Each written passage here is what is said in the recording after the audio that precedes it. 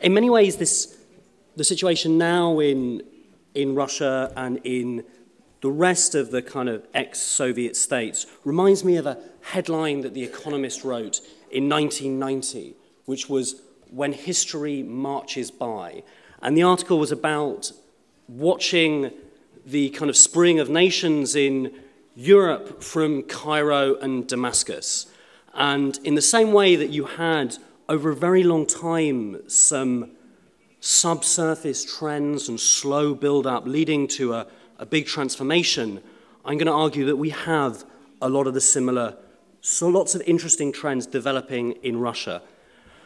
Let's start with the news. And the news of Putin 3.0 is being downloaded in a different Russia.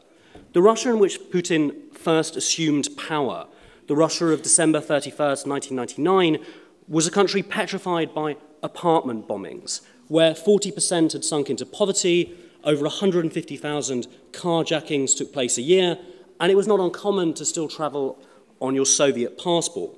This was a wounded nation where 70% said they wanted order over democracy, and it is now history. The Russia of 2011 is a grumpy and frustrated country where 40% of Moscow and 20% beyond are now middle class, where over 10 million travel abroad, and it's defined by a creeping sense of stagnation, not chaos. It's a different country where in opinion polls, less than half place order before democracy.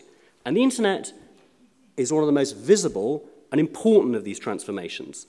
That Russia of 1999 was a place where less than 10% were online. And if they were hulking behind grey boxes at work, and they were not seen as much of a threat to the regime. After Putin's slow-motion Brumaire that saw the clampdown on television independence, power rivals, and NGOs, the internet was left pretty much untouched. Russia, unlike China, chose not to invest in a great firewall of internet censorship. However, Russia's online population has boomed from 10% to 50% this year. The Russian blogosphere has exploded. We have more Russian blogs than we have Israelis. Russia's own internet giants have also emerged, building up global ranking brands such as Yandex, Mail.ru, or VKontakte. So if the internet was a truly transformative technology, distinct from the printing press, the radio, and television, why is it that Russian authoritarianism has entrenched and now displays markedly autocratic tendencies? This is despite the fact that internet usage has soared, and its rise intersected perfectly with the financial crisis. We have authoritarian consolidation despite the growth of the middle class and a more internationally exposed population. I want to argue that the internet is not a transformative technology, and its impact has been lessened in Russia and will continue to be lessened for the time being by two overarching political forces and three social forces.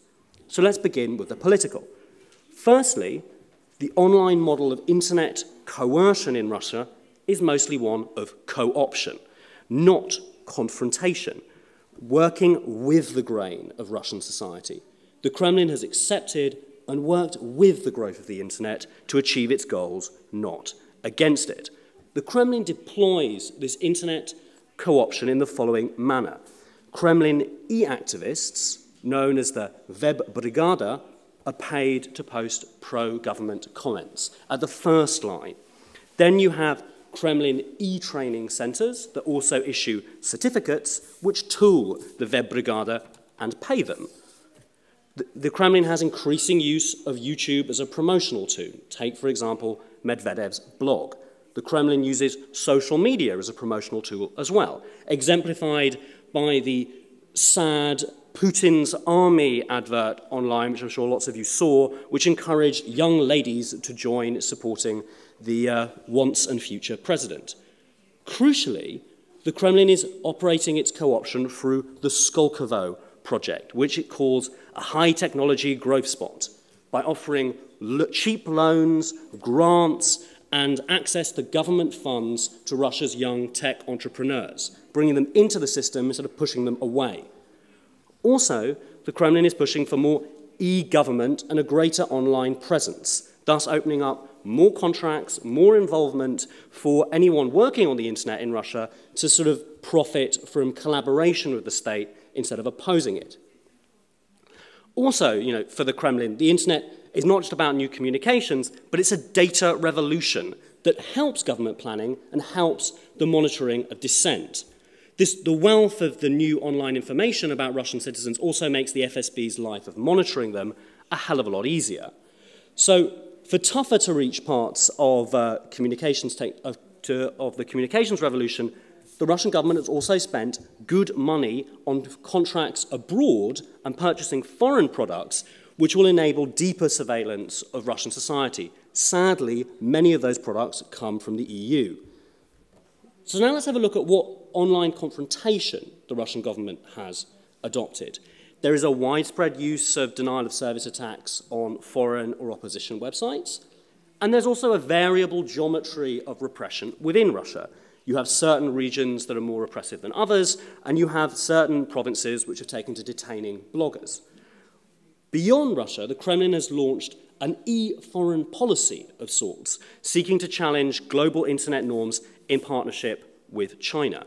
The clearest example of this was the recent proposal tabled by those pioneers of internet authoritarianism, Russia, China, Tajikistan, and Uzbekistan, at the United Nations to establish a new online code of conduct, establishing these issues as the sovereign rights of states.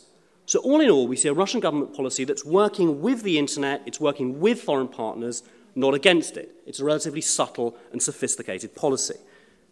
Now let's have a look at the second kind of broadly political or economic trend that is stopping the internet be a transformative force in Russia. I want to argue that despite the illusion of a vast array of different voices, Russia's online world is actually developing a corporate oligarchy resembling how television or radio markets work, and it's consequently easier for authorities to manipulate. Russia has a strongly indigenous net culture, and its sites have regional dominance. The key corporations that dominate the Russian internet, like Yandex, Vkontakte, or Mail.ru, mean you have effective online hegemons. If you want to search, if you want to use social media, or if you want to email, there's a dominant website. You also have key oligarchs behind these platforms, and also some such as LiveJournal. So this means that there may be a cacophony of voices, but there are only a few bosses. There are only a few people you have to call. There are only a few companies which have a few tax returns that the Russian government can place pressure on. Adding to this, you have the corporate desire for users to remain visible online with IDs, through one account or through liking that helps advertising, that obviously helps the Russian secret services monitor its citizens. So to sum up, the system's not as decentralized as it looks, and in moving to a television-style market, you have a system of a few dominant tycoons, which is going to be relatively easy to pressurize. Now for the social trends that are depoliticizing the Russian internet and making it possible for the Kremlin to maintain such a light footprint mode of internet power. Firstly, the Russian population is more prone to online escapism than activism, and generally more prone to cynicism than idealism. Secondly, the continued marginalization is occurring in Russia of those born in the late 70s and the 80s, and the deepening political and corporate gerontocracy of those born in the 50s. Thirdly, there's a lack of a common Russian social or political narrative in an increasingly divided society about pretty much anything. And I think this contrasts markedly with the Arab world, where the slogan dignity managed to mobilize lots of people and meant something to almost everyone. Despite these, there are some optimistic hints I've seen over the past year that lead me to believe that Russian society could slowly and eventually repoliticize. There has been a decline in poll ratings for Putin over the past year, and there's a discernible, if slight, decrease in propaganda effectiveness. Take, for example, Anna Chapman being booed in St. Petersburg. The Kremlin loss of narrative control on some issues has started very quietly and only in some corners to happen. I think an excellent example of this is Putin's spokesman, Mr. Peskov, having to say that, oh, no, Brezhnev was very good for Russia, which is in a sense acknowledging that Russia is moving into a period of Brezhnevization to some degree.